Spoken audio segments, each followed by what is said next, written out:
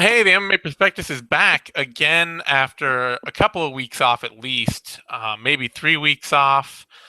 It's been a while, no matter when you last saw us. I'm joined once again by Tom Grant, my own Bloody Elbow co-writer, who has joined me on the long and arduous scouting process many a time. And we would be joined once again by Patrick Wyman, but he's off trying out for the latest Survivor reboot, so he couldn't be with us today. Good luck, Pat. Yes, good luck. I hope you don't get voted off the island first.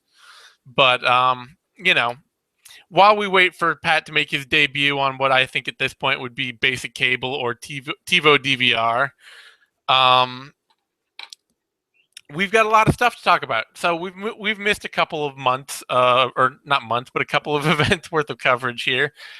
And I think we should give a quick look back at the Johnson Horiguchi card and maybe a brief preview of or overview of the Hunt Miocic card. I know you haven't seen much of that, so not too much in depth there. Before we look at this week's UFC and possibly this week's Bellator card, kind of catch ourselves up on everything we've missed because there have been a lot of fighters to talk about.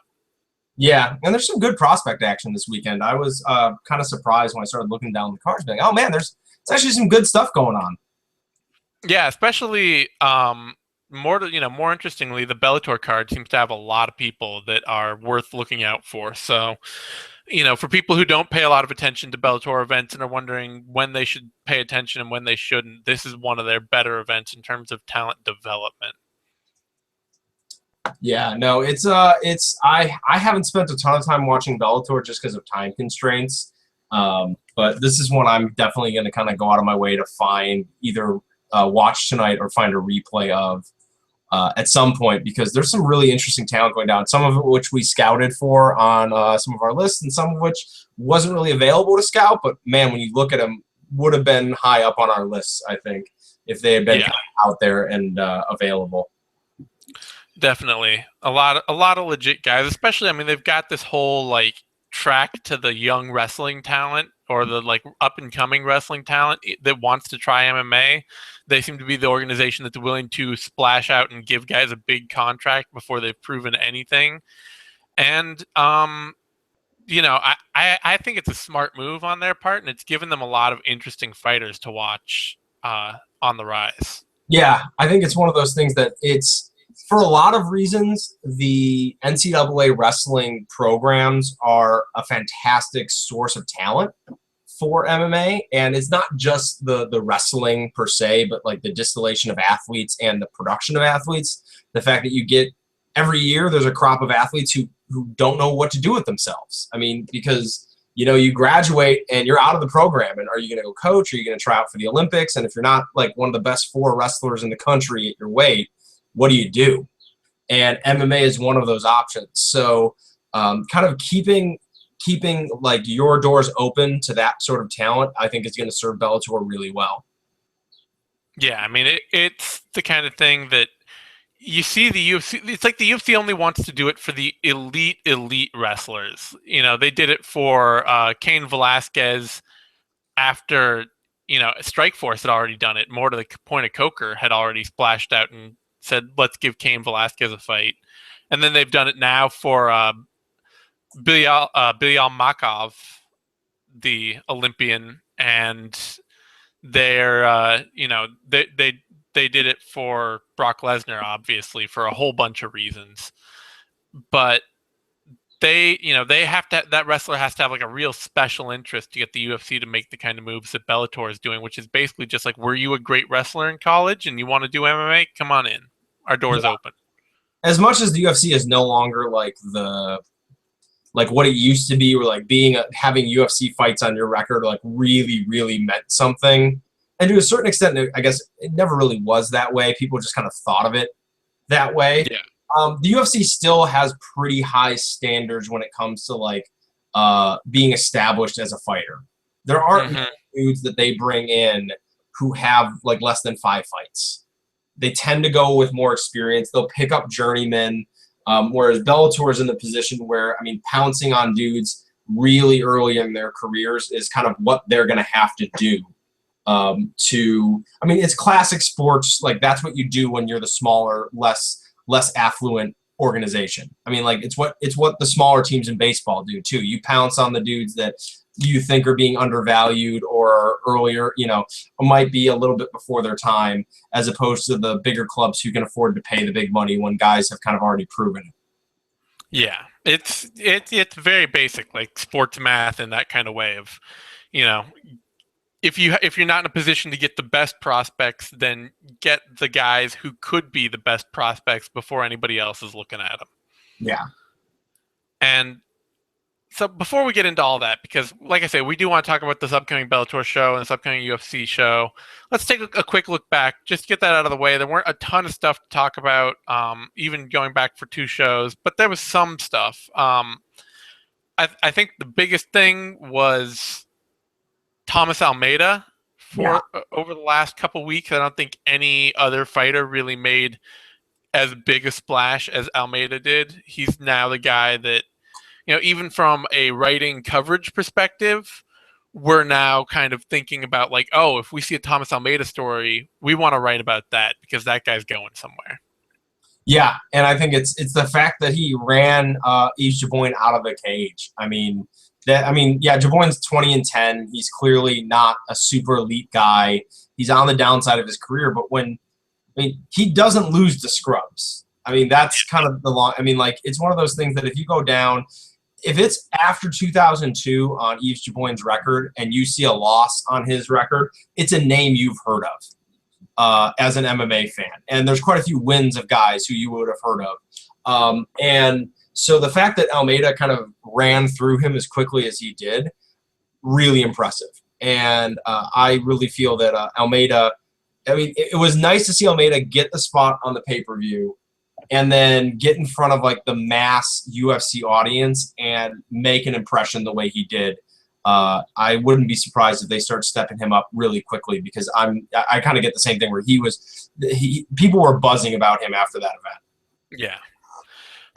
The other thing I want to talk about briefly from that card was Kyoji Horiguchi. I think for me personally, he did exactly as well as I thought he would, and we should expect to see him back in a title fight sometime in the next couple of years. Yeah, I think basically the first, like, you could see Demetrius Johnson early in the fight had a great deal of respect for what Horiguchi could do. And really the later part of the fight, the dominance that Johnson showed late really came after Johnson kind of got a feel for him and made a couple of adjustments and like really started being able to time his takedowns. But I mean, Horiguchi in the early goings really landed some nice shots. There was one knee that he timed pretty much perfectly. And I mean, the difference between like a championship level fighter and a younger fighter like Horiguchi are the adjustments. Younger fighters have a harder time making adjustments usually. And I could absolutely see Horiguchi kind of being back into that title picture later on in his career because that was a pretty solid showing.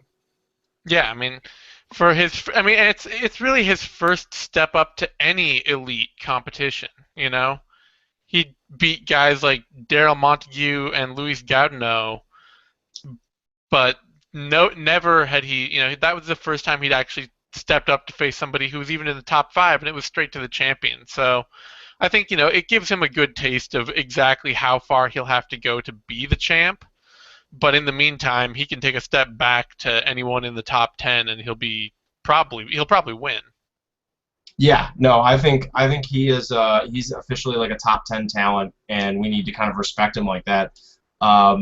Johnson, I mean, he's phenomenal, and it was an awesome finish, and it was a pretty outstanding fight in my opinion. I know that some people were complaining about being boring, but I thoroughly enjoyed it.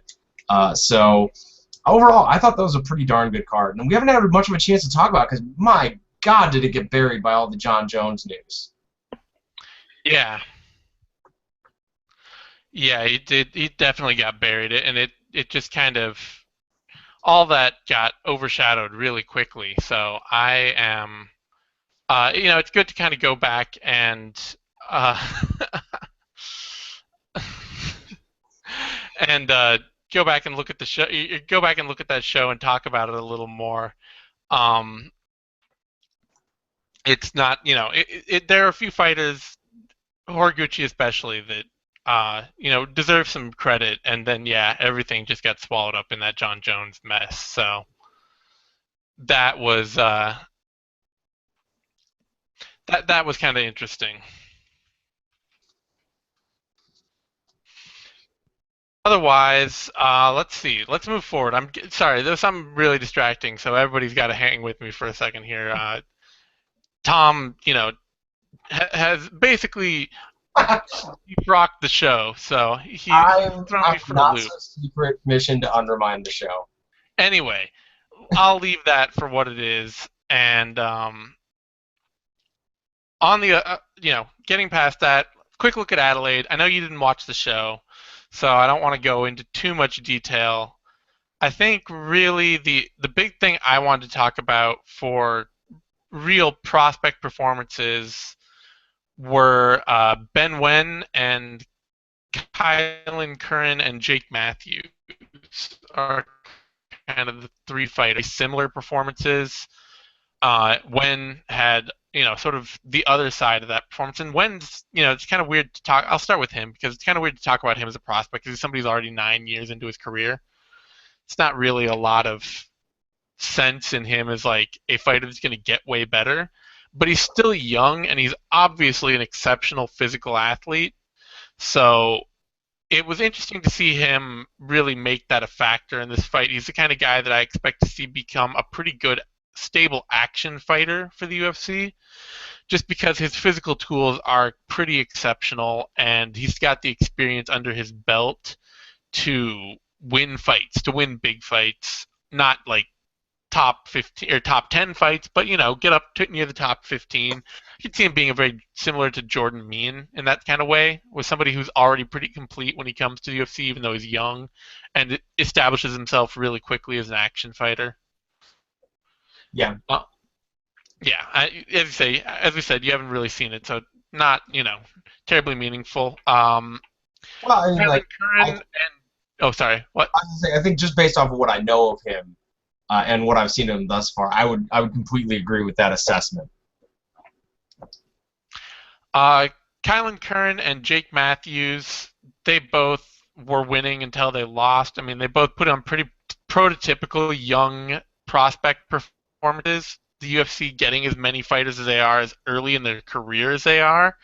These are the kind of things that happen. Matthews came through tough, and when he got picked up for tough, he'd only been a pro for a couple of years, had 6 pro fights on the Australian circuit, which is notably a pretty low circuit in terms of competitive talent, especially for the kind of game that Matthews had. Like, there's no wrestling on that circuit at all. So Matthews having any reasonable wrestling game at all let him win a lot without having to improve a lot. Yeah. So he was pretty green when he got to tough. Um, and he was beating James Vick, but Vick is just Vic is the guy that you never want your prospect to face. If you've got a young fighter that you're trying to bring up in the UFC, James Vick is the plague. Yeah, no, I would. I mean, he's a tough, good young fighter, and Yeah. and that's a really tough match for a guy coming out of the Australian circuit, like kind of like a fresh face, kind of getting on the international scene. That's a tough fight. Yeah, and he's so big and tough, and so unless you do everything and opportunistic, as we're finding out more and more to the point, James Vick shows that he's, especially with the submission game, if you give him an opportunity, he's going to take it. Yeah, And big, tough, opportunistic fighters are just anathema to raw prospect talents who tend to give a lot of opportunities to their opponents. So tough loss for Matthews. Same thing for Kylan Curran. Chambers isn't big, but she certainly showed herself to be pretty tough, and she hung out until Curran made a really bad mistake, and that's enough to get the win. Sometimes, I mean, prospects, we see it over and over again, will be aggressive to the point of error, and especially with submissions, just dive right into things without thinking about their own safety and get tapped out. yeah. And can I actually ask you something, because obviously I haven't seen this card yet. How would you categorize Webb on this card? Like, He did pretty well, actually. Honestly, I mean, he came in exactly like the fighter I thought he would be, mhm. which is that his striking game is not good, No. but his wrestling and grappling are both exceptional. Especially, he's a great position first grappler in Hmm. that he will establish positions and then be very aggressive in finding the submission off of his position. The big thing for him was that he really he's a better athlete in every phase than Kyle Noak, but he's an undersized welterweight. So even though Kyle Noak couldn't hit him clean very rarely, just because Webb was so much faster. So even though Webb's striking was wild, Webb would usually land the bigger, better shots. Um, but Webb didn't have the size and power and consistency in his striking game to hurt Noak, so Noak was able to pressure him all fight and come forward. It was sort of like the Diego Sanchez Kyle Noak, where just through pressure and volume, even if he's missing, the refs are going to give him that fight. Yeah. But Webb did exactly like I thought he would. I think if he drops to lightweight, especially with his raw striking, that could serve him well, where he'll have a size advantage to really practice that wrestle grappling. And then if his striking gets better, then he could go back up to welterweight, and I think he could compete there pretty easily. Yeah. I mean, like I remember we scouted him and kind of agreed. Good athlete and good grappler, but has a couple things he needs to work on, and just generally like physicality. And I think we're going to talk more about that. Like good fighters who lack physicality will have trouble at kind of in the UFC or in the upper levels of the sport. Oh yeah, no question. There's the idea, especially that's kind of the thing. We could talk briefly with Daniel Hooker as a he's not really much of a prospect at this point. He's getting to the point where he should be kind of more of a finished fighter, but he's somebody that to that same extent, he was getting pushed around by Hatsu Hioki in his fight with Hioki, and That's not good. he ended up winning by head kick just because Hioki's striking defense was so poor. But he doesn't have the physicality to implement his game at all, and it's going to be a major problem for him going forward. Yeah, no, that's when as soon as you said getting pushed around by Hatsuhioki, that's not good because Hatsuhioki is not big for the weight class. I mean, there is the whole thing that like generally speaking, Japanese fighters aren't great at cutting weight and tend to come in small for their weight class. And I mean, Hioki is kind of one of the guys that like epitomizes that particular stereotype. Although he is 6'1". I mean, he's kind of like a string bean, but Yeah. he's not a powerhouse. Like Hatsu Hioki's not known for his ability to physically overwhelm opposition. No. And I mean he's tall. I mean, actually is he? I thought he was under 6, but Maybe he's under 6. Maybe he's 5'11", but he's still yeah, exceptionally tall for the weight yeah. But I class. just remember like Charles Oliveira like looked He's huge 5'11". compared to him. Like Yeah. yeah, like it's just yeah, it's getting out physical by Hatsuhioki in like modern North American MMA. Not necessarily what you're looking for. Yeah. So, I mean, that's all I really wanted to cover from those old cards. There's not, like I say, that they weren't really highlighted by big prospect performances. But we should move on to the upcoming UFC 187. And I think the one prospect that the truest prospect that I'm really looking forward to, because I think Neil Magny's still a bit of a prospect, but we already kind of know where he's going, is Livam Makashvili. He's the guy that I'm really psyched for on this card. Yes, absolutely. I mean, watching tape for this card, he jumped out as hands down the best prospect on this card. And to steal a term from Pat, since Pat's not here, I mean, he's a really comfortable striker. I'd probably categorize him as kind of a boxer puncher. Like, happy to sit on the outside and pick his spots, but when he picks a spot, he can have fight-altering power in a lot of his strikes. He's got a really diverse offense, really nice footwork. But what really, really stuck out to me is how well he transitions into the clinch and how well he throws strikes on the way into the clinch. He'll throw a couple strikes, get in the clinch, and then, like, before you know what happened, either on the way in or on the way out, you're eating a knee. And really, really nice feel for that transition, really good feel for, and as a result also feel for the takedown defense. Like, he just was really good at that feel for entering or exiting the clinch, which in MMA is really, really important. Yeah, and he's taking on somebody that's also sort of in that like weird prospect position of being not necessarily young and not necessarily a rookie in the sport. You know, he's been around for almost a decade at this point, taking fights off and on, but really underexperienced in Markadiva, who's just, you know, he's had 7 pro fights starting from 2006. And Adiva's another one of those guys, kind of like Hooker, who just doesn't quite seem to have the physicality to compete in the UFC, and so he's somebody that I really expect Makashvili to get a big win here, if nothing else, on that physicality. I mean, I think Makashvili's technical and well-rounded everywhere, and is bringing his game up in every area at the same time. He's, you know, it's not like, oh, he's an outstanding boxer, oh, he's an outstanding wrestler, oh, he's an outstanding grappler. He's pretty good at all of those, and they're all coming along. But the physical edge is where I really expect to see him excel in this fight. Yeah, I feel like he gets by in like the scene, in the regional scene, in like the like, I'm trying to find the word, but like the area, like the Philippine and like the general area scene. There's not a ton of wrestling, and he's a surprisingly technical wrestler. Mm. But I mean, like, he has some nice takedowns. He has some good clinch fighting. But generally speaking, I would agree that he lacks an overall physicality that makes it less effective than it should be. I mean, in his UFC debut, I forget who the Chinese fighter he was. He was fighting. I mean, he was struggling in cage grappling against, I mean, a guy straight like a Chinese fighter, which isn't necessarily something that you're really hoping for because the cage isn't exactly that well traveled in like that particular region of the world. It's more of like a North American and Brazilian sort of feature, and so I kind of feel like he's at a big disadvantage in this fight. This is a fight he could easily look very bad in, just because of his opponent's like really good feel for kind of clinch fighting and grappling and transition in the stand-up department.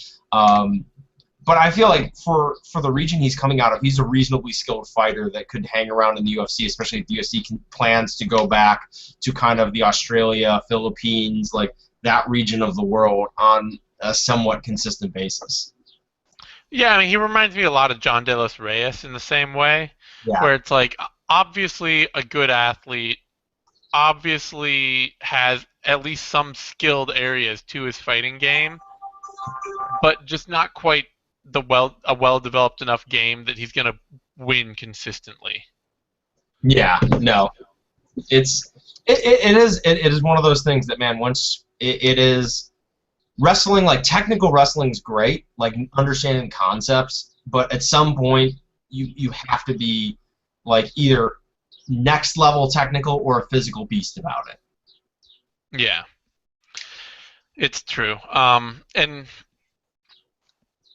I just don't see. I don't know. There, like I said, there aren't really a lot of great prospects on this card either. I mean, there's some guys that are interesting here and there.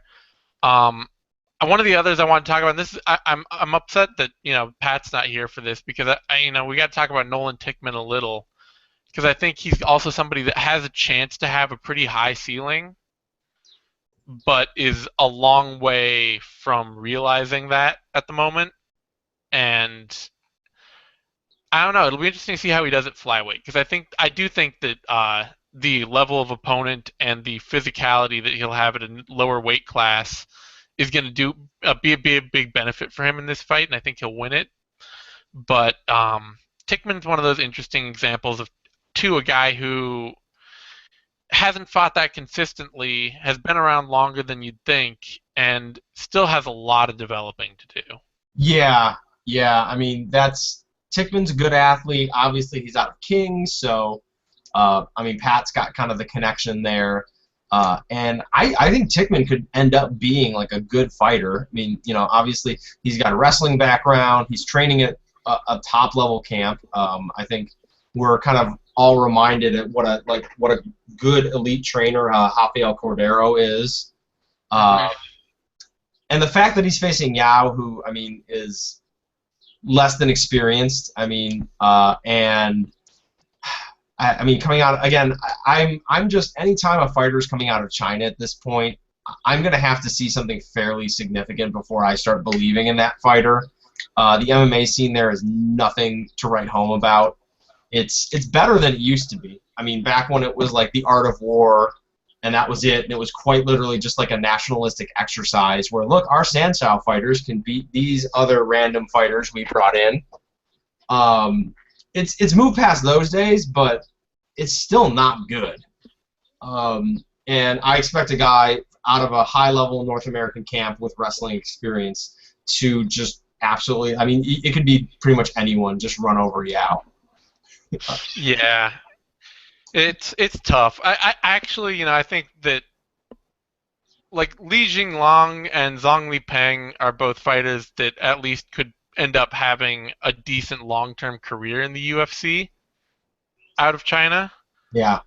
Um, they lost, the UFC lost their best Chinese prospect, Wang Sai, which that to me says a lot when it comes to like how well, how invested they are in developing talent out of that region and how much we can expect to see like more good Chinese fighters in the future. It's really kind of like not going to happen. So, No, I'm I think the UFC's backed off a lot of their China talk, and I think that's a good thing because I mean, it's very much like our discussions of Russia when we talk about like state-sponsored camps and things like that. I mean, in China, we're seeing the other side of it, where if the government's not behind a sport, it's not happening. yeah, It's not happening on any meaningful level. it's true. Without that, in a country like that takes so much time to invest in their athletics and in their athletes, if they're not investing, then nobody's getting anything.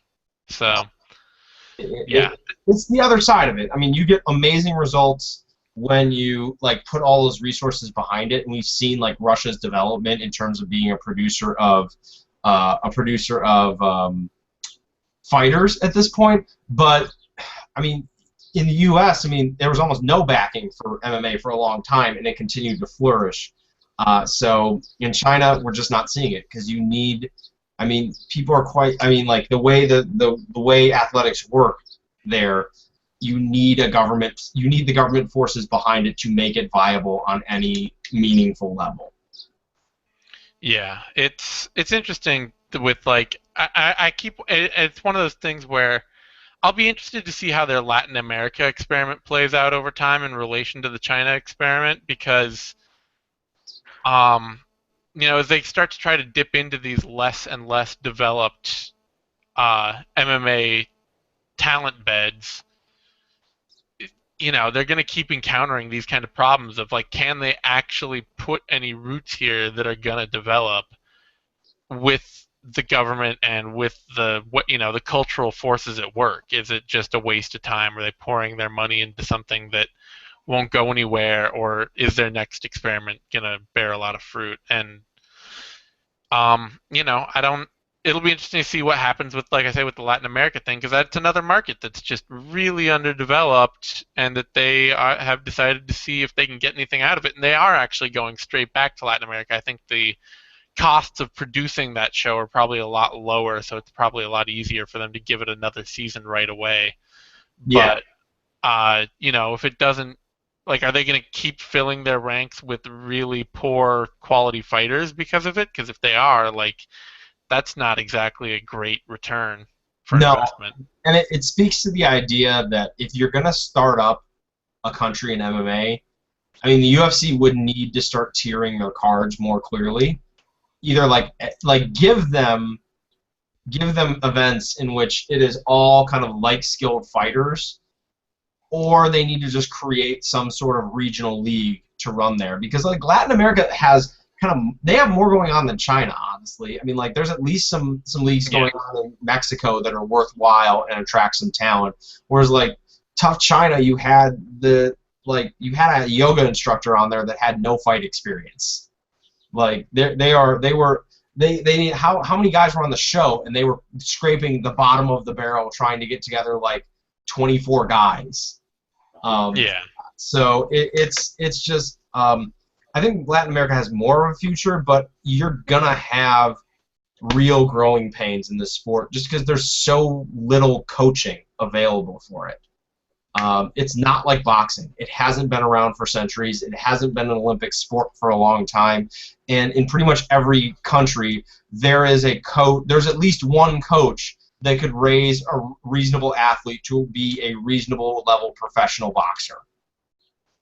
You know, that's not the case in Yeah. every. Yeah. No, it's true. And it's something that, yeah, I mean, it's hard for me even, like, as much as I follow almost everyone in the UFC, pretty much everyone in the UFC, I have to give, like, these international tough season guys, like, 3 or 4 fights in the UFC before I actually start paying them any real attention and trying to figure out what they do because it's just not worth the time. They're not any. Most of them are not any good at all. No, I don't. I don't envy Pat at all having to write up those previews for Sure Dog and having to like watch tape on these guys. Um, Yeah, it's painful because I've tried I've tried it for a couple. And it's just it's rough. yeah. So on that note, which we've kind of poo-pooed a lot of the potential fighters on this card, on this UFC card, because like I said, from a development aspect, there's just not a lot going on. I mean, Magny's the other big prospect, and he's still young enough in his career to be considered a prospect. But we also can see pretty clearly how he's developing. He's become this very high output um, kickboxer with decent wrestling and grappling and great, especially strikes from top control when he gets it. His grappling's still not amazing, but he's a good wrestler. He's a great top control striker, and he's become a very consistent kickboxer. So, uh, I think he'll probably beat Lim because of all those things together, but that's like the only real other prospect that's of Yeah, any note at all. Magny's really interesting now, just from the developmental point of view, where I mean you can see a clear improvement in him. Like Hmm. it's one of those things that I kind of we're talking about. MMA is still fairly new as a sport, and we're starting to see like we've kind of established what a successful fighter is now, like what it takes to be a successful fighter, and now we're seeing the interesting trend of guys who have come into the sport in the last like 5 to 6 years grow as fighters. And Magny's a really interesting case study in that, where he picked up picked up really solid fundamentals in pretty much everything. I mean, he's a solid fundamental wrestler, grappler, and striker, picked up the volume, and now, I mean, he's knocking on the door of being a significant player in the welterweight division. I don't know if he's going to be a title contender, but I mean, he's definitely put together the kind of run that makes him noteworthy and will likely get him ranked if he's not already. I don't pay attention to the rankings. I Um, don't think he is quite yet, but there's not really any good reason why he shouldn't be at some point yeah, fairly soon. yeah. I mean, like, so it's really interesting to watch him kind of add facets of his game, and it'll be very interesting to see if he takes that next step. I mean, he's built a bedrock game now that's really, really excellent, and it'll be interesting to see if he takes that next step as kind of a like offensively and adds a weapon that makes him like a threat to more elite fighters. Yeah, well, he's early enough in his career that that should happen. Like, things should just be kind of starting to click for him in the next couple of years. So at that point, there's no reason to believe that even if he's not going to be a more exciting athlete down the road, I don't think we're ever going to see the explosive, overwhelming Neil Magny. I think there's every reason to expect him to get technical to the point that with his physical tools that he has already, I mean, he's got an incredible reach and, he's not a bad athlete. With those tools and the technical base he's building, there's no reason to expect that he won't be a consistent top 15, top 10 kind of fighter for a couple of years. Yeah, no, I mean and you as you pointed out when we talk our aging curves, he's hit that point where You want to see a guy that can compete on that top level, and he's hitting that. I mean, he's been competing for around 5 years at this point, and we've seen the development. He kind of hit that early ceiling in like 2013 when he lost back-to-back fights, and since then he's filled in the holes in his game. And now the next question is, like you said, will he take that next step? And he's becoming like will become, I think, for us, or at least for me, kind of a reference point of like textbook development of like a fighter who goes from being a decent prospect to a very good fighter. Yeah, it's true. So I think we've pretty much covered everything that I could think of from that Manila card.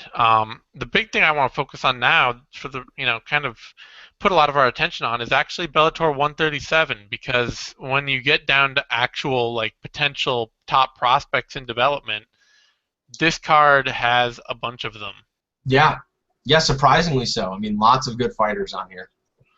Um, so the biggest one, obviously, and unfortunately for him, no longer Bellator champion, no matter what, he's been stripped, is Brandon Halsey. He is kind of, he's Bellator's, I would say he's Bellator's first true, really potentially great middleweight. Because even Hector Lombard, for as good as Hector Lombard was, and Hector Lombard was a very good middleweight, when he got to the UFC, ended up going right down to welterweight. And Halsey's the kind of guy, like, he's more likely to go up to light heavyweight than he is to go down to welterweight. He's a true middleweight in every respect. Yeah. Yeah, no, it's one of those things, because for a while, middleweight was the weight class where there was serious talent outside of the UFC, but it was all in Strikeforce for the most part. Yeah. Yeah, no, I think he's there the first, like, because Bellator's had a couple like legitimately good guys in other weight classes. I mean, most notably, Pat Curran, when he was kind of peaking, was a pretty darn good featherweight. No, I mean, like, Halsey is just a powerhouse wrestler. Really physical, really aggressive, and when he hits the ground, it's all work. I mean, he is looking for a dominant position, and he is looking for a submission or some sort of finish. He's very much what I would kind of categorize as like a sprint grappler on the ground. He hits the ground, and he doesn't give you a moment to rest. His striking is pretty good. I mostly see his striking as a tool to get inside and get guys down. So for that purpose, it's good enough. But I mean, he has a lot of physicality and in terms of like skill base to build on, where he could be like Bellator's new kind of like poster fighter that they can hang their hat on and be like, look, we have a top 3, top 5 dude in a weight class. Yeah, there's that potential. I mean, again, he's still, he's really early in his career too. Bellator got him, like a lot of the wrestlers, they got him 2 fights into his pro career. So he's built his career under Bellator really quickly. Just 2013, 2014, 6 fights. Here he is now, 5 fights to the title. And yeah, I mean, like I say, the big thing for him is that he's a true middleweight. So whatever, it's not like the kind of Eddie Alvarez is like their classic, but you could say the same thing as we did about Hector Lombard, whereas like, yeah, you're really good in this, in this promotion, but you're also really small. And when you get to the UFC, like the first problem you're going to encounter is that relatively all the top fighters are a lot bigger than you. Yeah. And Halsey's never going to have that problem. Like, the dude is a monstrous middleweight. No, I mean, he's a brick house. The dude's big. He's strong.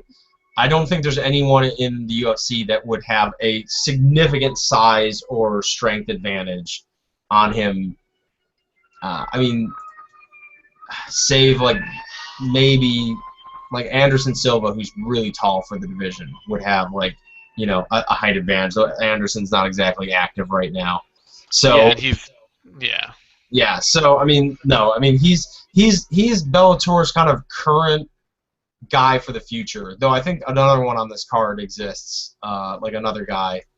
Yeah, yeah, no, there are several. I mean, the other big prospect to focus on at the top of the card is Darian Caldwell on their Yep. main card. And Caldwell, obviously he was a real standout wrestler in college, national champion wrestler.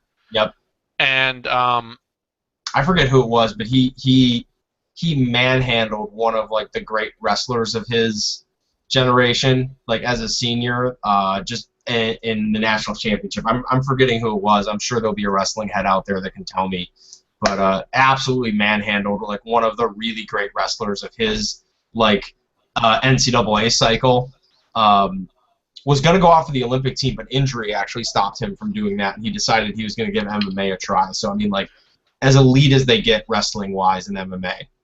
yeah, and, I think you watch tape of him too, and he's one of those guys that, and like he doesn't he has a much smoother striking game than Ben Askren, Yeah. but he seems to have the same kind of and not like and he doesn't have the funky weird wrestling game either, but he seems to have the same kind of feel for transitioning his wrestling to MMA. Like there's no question of like, oh well, yeah, obviously he was a great wrestler, but it's not like the Mark Munoz thing or the Phil Davis thing where it's like, yeah, he's a great wrestler in college and he's a good wrestler in MMA, but he's a situationally specific wrestler in MMA. No, he's just a really talented physical force in the cage. Has a great sense of like how to use his body and how to dominate fighters physically when he's in close with them. In some aspects, not in all, because the styles that they end up being are rather different. But I think Caldwell is kind of like what people like if Yoel Romero had started MMA like 10 years younger than he did. Kind of Mm-hmm. like in some of the takedowns where Caldwell is just like on the outside and boxing with the little guy and then goes, oh, I think I'm going to grab a single leg now, and just changes levels and snatches up a guy's leg like it's no big deal in MMA. It's just like grab a leg and pick it up over your head. Very much reminded me of like early Yoel Romero, who like when he was fighting in Germany and would like ankle pick dudes from like being upright and just go down and get their ankle. Um, Yeah. his feel for scrambles is it's uncanny. I mean, like the way he's picked up the submission game is pretty darn good. And he's only got 2 submissions in his career, but the one at Bellator 118 was just so freaking impressive. The way he controlled the dude with the Kimura grip through a standing transition, and then once it was gone, snatched the back and threw on the choke instantly. I mean, the dude just understands. I mean, it's not clean grappling yet. Like his submission grappling isn't super clean yet, but he clearly understands how to find a submission and has kind of the mentality of finishing them in a way that looks really promising. Yeah, no, he's a fighter that I think you have to keep an eye out for, and somebody that it feels like, like I say, Bellator keeps jumping on all of these wrestling guys early. They get them really early in their career, and yeah, they've had some problems. But most of the problems they seem to have with them tend to be with rushing them to the top too quickly, expecting them to develop quicker than they are. And I hope that that's not what they're doing with Caldwell here, because he only has 3 years now of fighting under his belt, or 2.5 years of fighting under his belt, and he's now fighting Rafael Silva, who has a decade of fighting under his belt, and and has 26 fights too to his name. Is like and is a huge bantamweight. It's kind of weird. Like I talked to Caldwell about this a little. He's dropping to 135, and now he's fighting a guy who should be fighting at 145. Yeah, I mean, like he's fighting a dude that started fighting professionally before Caldwell was in college. I Yeah. mean, yeah, it's this is a tough fight for him, so it should be really interesting to see how he handles it. Because I mean, like handling a big, aggressive Brazilian is a rite of passage for prospects in MMA, and he's getting that rite of passage really fast. Yeah. I do worry that he's going to end up in the same kind of Bubba Jenkins situation Yeah. where he did well for a while, and then Bellator was like, "Hey, you're doing well. Let's throw you some big fish and see how you do." And he just wasn't ready. I think Caldwell's got a much more natural feel for MMA than Jenkins does. Like I say, he actually really looks like he knows how to apply himself and be a better physical force in the cage in all situations. He's a better kickboxer. He uses all parts of his body well. He scrambles well. He does all these little things well that make me feel more confident in him. But this could be, I have no trouble seeing him lose this fight just because it's too much too soon. No, I wouldn't be shocked at all if he. I mean, it would be textbook for him to lose a fight like this. Yeah. And I think I would agree with your assessment because I feel like Bubba Jenkins at times looked very stiff in the cage, Hmm. very uncomfortable at times. Where Caldwell seems to be in his element when he's in the cage. I mean, he seems just like he's been doing it for years in some respects. Yeah, he definitely has a much more natural feel, and like we know, he's an outstanding athlete as long as he stays healthy. Like as long as all of his parts stay on him, he's an elite athlete. Yeah. Um, I didn't get a chance to look over any tape on him at all, but did you watch anything on Sean Bunch? Because he's the other big wrestler that. I couldn't find much on him. I found a lot of wrestling tape, but I wasn't able to find much in the way of MMA tape in the time I had. Um, Mm, so I yeah, mean, we should have taken a little more time to look at Sean Bunch because he's another one. Bellator signed him straight, and they signed him a while ago, and back in 2012. yeah, He's only fought for Bellator. He's now 3-1 for the promotion. But yeah, I mean, like he's just another one of these wrestlers that has gone straight in for yeah. them. I mean, what I did see, obviously, very good athlete, very good wrestler, and seems to be picking up MMA. I mean, he's still fighting kind of not quite in the same natural way that like Caldwell is, but I mean, still, he's at a good camp. Obviously, he got into the sport a little bit later, so later in life. But I mean, Yeah, he's been fighting for 2 years. He looks like kind of like a guy that's been fighting for 2 years at this point. So, I don't think he's going to jump the line on anyone in terms of this, but I think he's definitely a guy to keep an eye on, and I'll go back and watch this fight because I had a hard time finding tape on him. yeah. Unfortunately, too, he's on the post limb card, which nobody watches. Like Uh, it's streaming live, but you have to like sit through the prelims, watch the main card, and then want to go back online and watch the post limb streaming card. So I don't know how many people Bellator is really going to attract with that strategy, but he's a guy he's the guy who's worth going back and looking for if you want to track that down. yeah. Uh, the other fighter of note on this card is Julio Cesar Neves, Yep. and he is part of a team that to anyone scouting should be. Well, let's see. Oh, I thought he was. Am I wrong on this? Let Hmm. me see. I thought he was part of the Astra fight team, but he He, just I, has an Astra fight team record. yeah, I thought he was. I'm not sure. He's listed an Astra fight team under Sherdog. He's not listed there on Wikipedia, so I'm not sure which of those is correct. He's listed at Renova Cow, which is a much more well-known team, but he has an Astra fight team record, which makes me think that the Astra fight team thing, however that might align, is at least correct for the bulk of his early career. It's something that if you scout a lot of Brazilians, you become very familiar with Astra fight team Yeah. as a camp that loves to feed their fighters cans. Yes. I actually. He came up on my radar when we were looking at featherweights, even though he had a couple Bellator fights already. And yeah, I mean, has fought a lot of cans, fought a lot of fellow teenagers in Hmm. Brazil. Which again, that's one of the things in Brazil. Like, you're never sure what you're getting. You have to go watch the fight because sometimes the dude's like 18 or 17. The opponent is. And I've seen fights Yeah. where like 29-year-olds have beat up 19-year-olds, and good. I mean, good athlete, very aggressive, but just hasn't faced a level of opposition that, like, a lot of unknown with him. I don't know how he's going to perform at this level. I mean, we're going to have to see him get in there because it just he's got some good offensive tools, but just kind of all over the place and hasn't really faced an opponent who has been able to like keep their head about them. Well, he's gonna. I mean, this is like probably the most legit fight of his career against a Alliance MMA prospect in Jordan Parsons, who himself, is just coming up on 5 years into his career and is 10-1.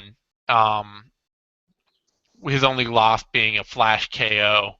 So somebody who's a pretty a good prospect from a big camp. But I have to say, Cesar Neves might be the best of the Astra fight team guys I've seen so far. He looks like, I mean, it's one of those things where people like to say, oh, you don't feel. I will even say, you give a guy a lot of cans, they often will not develop their game very well. But that's not exclusively true. Yeah. Some guys do just fine developing in the gym, and it doesn't matter who they're fighting. They're putting together all the skills they need to. They've got good coaching. They've got a good mentality for it. And Julio Cesar Neves, like, I think that there's some legit high level talent there that he's going to go on to. Previously mentioned Rafael Silva, like another example of that. I mean, he's out of the Astra fight team, and he's put together a pretty darn functional MMA game, despite the fact that he came up fighting like a bunch of dudes that he just ran over on the Brazilian scene. Yeah. It's it's not a great thing, but it is like I think that MMA, especially like, and I've heard this from people in the industry, like managers, matchmakers, people involved with promotions. I think they put too much weight on how good the competition somebody's beaten is. Like, and I think what I've seen when scouting even is like you see a guy who's winning like 15 or 20 fights, and even if he's fighting absolute cans, like there's a chance that there's some talent that like is worth watching there and that could easily develop into something better. And The Khabib yeah, forget it. I need the name in front of me to be able to pronounce it. Khabib and his brother got kind of that criticism, like, oh man, they don't fight anybody. But if you watch the fights, I mean, you see a cleanness of technique, like handling cans the way they're supposed to be handled, like with picture perfect technique, run them out of the cage. There's no struggle. There's no like flash of hope for them. And so, yeah, you can get things out of watching dudes crush cans, and you can learn stuff the other way. I mean, you can learn that a guy maybe isn't quite there yet. Yeah, I mean, I think like the big counterexample would be Deshaun Johnson. Yeah. But if you actually went and watched Deshaun Johnson's fights, like especially his fight, he had a fight against a guy named Brady Harrison, who is 12-12. It's one of the better fighters on Deshaun Johnson's record under Explode. And Brady Harrison took Deshaun Johnson to a split decision. And if you watch that fight, it was ugly as hell. Yeah. And it was still against a total can. But like, if you really scout guys heavily and you look at how well they fight people, especially even when they're fighting bad fighters, you can often get a pretty good feel for like what's actually going to translate, what's not. Sometimes you get shocked. I mean, like most recently, Marina Moros had fought. She was crushing a lot of cans, and I watched her tape, and it was like, okay, yeah, you got that girl out of there in a hurry, but she's 4'11" and can't strike to save her life. I'm not exactly impressed. And then she steps in against Calderwood and just buries her. Yeah. So it goes both ways. I don't think that it's definitely something that fans and even industry professionals tend to put a lot more weight on than I think it deserves. The level of competition is important, but there are a lot of fighters that develop without develop to the point that they can compete at a high level before they face much in the way of really strong competition. Yeah. Yeah, so I mean, it's one of those things that you just have to watch the fights, and you can get takeaways sometimes, but in the end, it's not as big of a deal as some people make it out to be. You know, Yeah. you can get inferences and insights from it, but it's not like a determining factor. I'd consider it pretty similar to watching The Ultimate Fighter, actually. Yeah, Like watching people crush cans is pretty similar to watching The Ultimate Fighter, except that it's like both guys are in can crushing mode facing each other. And yeah, so like you're going to see the same kind of ugly fight, and some people might look good and some people might look bad, but there's stuff to take away from it, but you shouldn't take it as seriously as a lot of people do. yeah.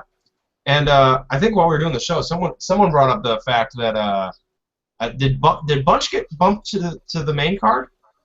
I don't know. I'm just looking at the Spike, they're the wiki page for it. I can look at the Bellator.com, see if what they have listed here. Um, I don't see it on Bellator.com either. Those last second changes though almost never get reported. No, So no. let me. Or Those was they only, never get like recorded easily and publicly. It might be something that's gone out on Twitter, but I just haven't seen it. yeah. Oh yeah, I'm Ultra, seeing. No, I have no idea. Actually, I have no idea. Nobody's got it. Ultra was good for a last second change or something. Yeah. Yeah. Anyway, I think that's all the big stuff I wanted to focus on this week. Like, I'm trying to think. Obviously there's more regional stuff going on in MMA, but nothing that's really kind of. I think You yeah, between news and all that, we kind of fell out of the regional scene a little bit. I know I have like the last 2 weeks I've kind of fallen out of the regional scene a little bit, and I'm going to try to use this weekend to get back immersed in it. Yeah, I mean, it's been kind of a crazy couple of weeks for UFC and MMA news, so that always tends to conquer in these situations. But John, the big thing John is, Jones being stripped of his title, that was yeah, a deal. yeah, the big thing is if you're gonna watch a card for prospects, then you should probably be tuning into the Bellator card going on right now. Yeah, Um, that's Bellator is on right as we are live right this minute. So if you're not watching us tape delayed later on, go watch that if you're interested in prospect news. Otherwise, that's our hour. Tom, thank you for joining me once again. You can find Tom at TP_Grant on Twitter, and both of us on Bloody Elbow, myself at DZaneSimon on Twitter. If you're watching this video, give it a thumbs up, like, that shit helps us. That's how we get money. That's how we make sure our videos get seen. And, thanks for tuning in.